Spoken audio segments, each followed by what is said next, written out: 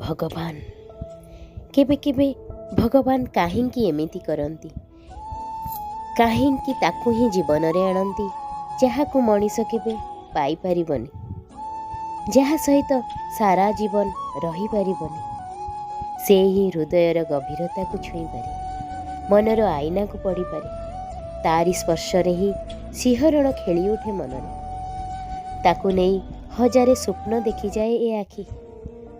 ताकू ही सारा जीवन साथी रूपे ग्रहण करनिए मन।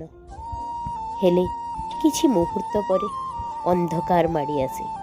दूरे जीवाकू पड़े से मनर मनीष ठारू। सबु संपर्क को मिछ भाविबाकू पड़े। हेले मन मन कौन केबे भूली जाई पारे ता मनर मनीषटी को?